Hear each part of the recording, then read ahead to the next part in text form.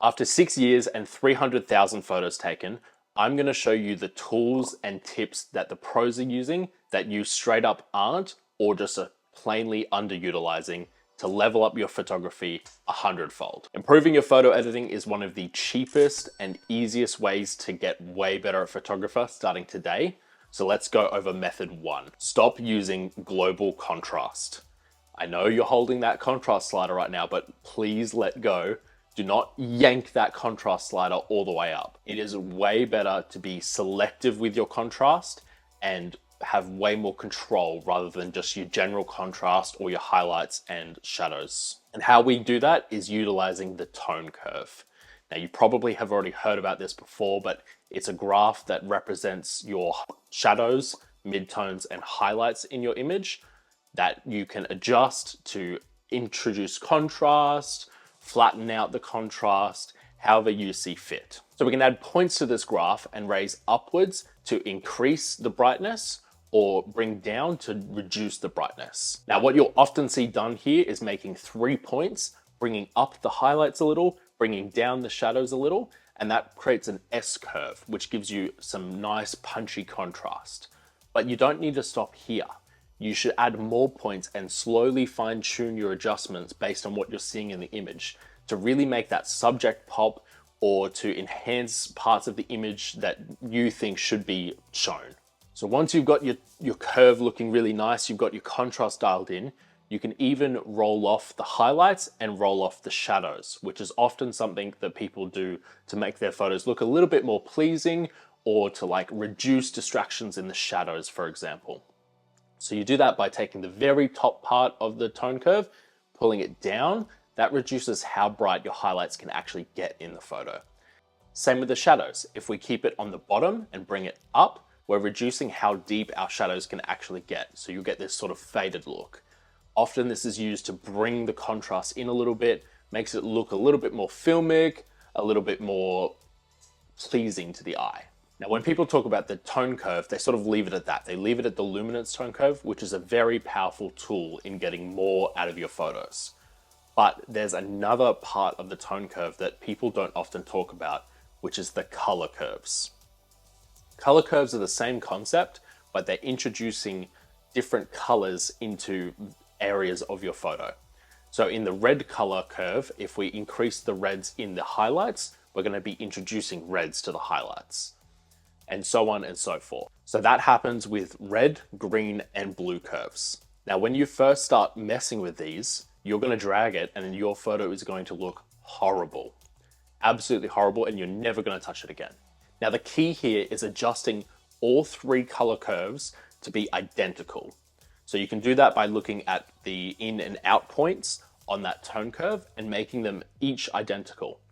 Now your photo is going to look back to normal, but actually it's got a lot more color contrast because we're really pulling out more contrast in the colors.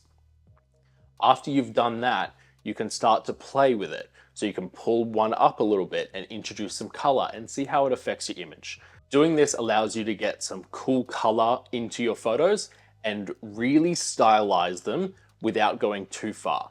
The key here is subtlety. You need to be really subtle in introducing those colors. The more you play with it, the better your photos are going to get, trust me. Pro tip as well, you can actually make presets with curves. So I recommend in your color curves especially, adjusting your color curves, get them exactly right so you have a good starting point, and then you can always revert to that curve profile. And speaking of color, you should be taking some tips from the colorists in Hollywood. Their job is literally to just focus on the colors coming out of the camera and adjusting them to look as good as they can. Now, often this is in a very stylized way that's very heavy-handed, but you don't have to go that far. The way we're going to do this is with color grading. If you've ever touched a video before, you will feel right at home here. You've got 3 color wheels. So you've got highlights, midtones, and shadows, which you can introduce color to any 3 of those. But it goes beyond that. While you can introduce color, you can also blend and mix them and change the luminance of all 3. I personally strayed away from this for a very long time because every time I saw anyone go into this pane, the photos would look absolutely horrible after they came out. The key here is subtlety once again. It's best to enhance what is already in the image rather than pushing the image to be something that it's not. If it's a really flat, dull day, do not add lots of oranges to the highlights to get that golden hour look. It's not going to look good. So when you're in this section, it doesn't hurt to look up your favorite movies and see what sort of color grade they've done and sort of start to play with it a little bit. But remember, subtlety and enhancing your image. If your image doesn't look anything like that movie, then don't move it that way. Now, I could go on for hours about color theory, and that's a whole different video in itself. But to get the most out of this section, you need to use complementary or analogous colors. Complementary are colors that are opposite on the color wheel. So adding a little bit to your highlights and then to your shadows, for example. So you can get like an orange teal look or a bunch of other looks. Best to play around with opposites on the color wheel. Same goes with analogous. That's when you have very similar and close colors on the color wheel. That will also make your image look a little bit better. Now, the next thing the pros are utilizing way more than you are is masking. You are not masking in Lightroom as much as you should be. And you have absolutely no excuse now that Adobe has all these AI features that make it way, way easier.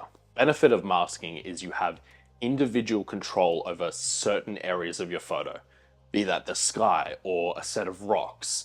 And it really allows you to dial in what your viewer is focusing on and what you as a photographer are making your viewer aware of. Now, this can be done in the form of contrast. It can be done in the form of colors. It can be done in saturation, making something pop, making something a bit more subdued.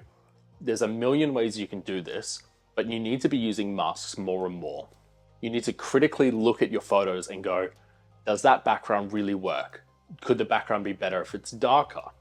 Could this water be better if it was a slightly different shade of blue compared to my sky? That is something you need to look at and focus on when you're in your images editing. Now, once again, be subtle, go through it nice and slowly. But the good thing with masks is even if you're heavy-handed with it, you can always toggle the mask on and off to see if it's actually making a difference and improving your photos or if it's making it worse. You can use masks for a bit more of creative editing. You can add a little bit more glow to your highlights. You can add a glow to the sunrise, for example, by minusing dehaze and minusing clarity, bringing some more warmth into it. Really play around with this. You can get really creative and get some cool looking effects using this. And it's going to give you that extra little bit of sheen on your photos that you might not see otherwise. Now, the next thing, the pros are jumping into Photoshop way more than you are. The three things the pros are doing in Photoshop is distraction removal, creative effects, and I would say even contrast adjustments. Starting with distraction removal, Photoshop has by far the best removal features in any editor. Lightroom has the removal features, but it pales in comparison to Photoshop. Using Photoshop with either content-aware fill or generative fill now allows you to get rid of distractions really easy, really quickly, which will really draw your subject matter out of the frame.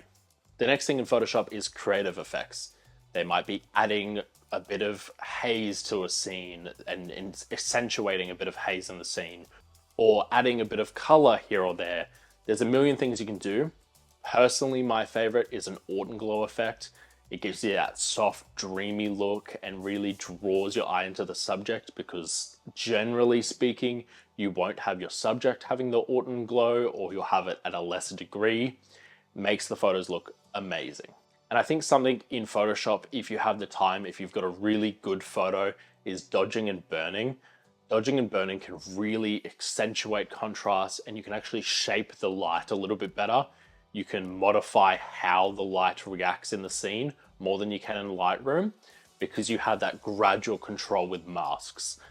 It's not something I would do on every image, but it is going to improve your photos, especially if you do it nice and subtly. Once again, that is the key word. We need like a counter on how much I've been using that.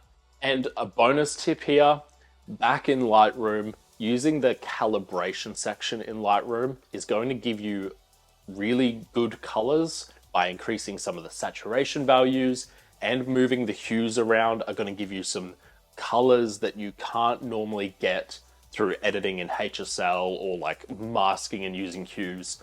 It can give you some really cool color contrast. I would try playing and shifting around with these. I generally don't move the hues more than 15 degrees either way, but it can give you some awesome looks. I always play with the calibration feature before I'm done with an image. Now, I talked about these in terms of Lightroom and Photoshop, but it doesn't have to be in these editors. If you want to see me compare a bunch of editors on the market, you should check out this video here where I edited a photo in every single photo editing program.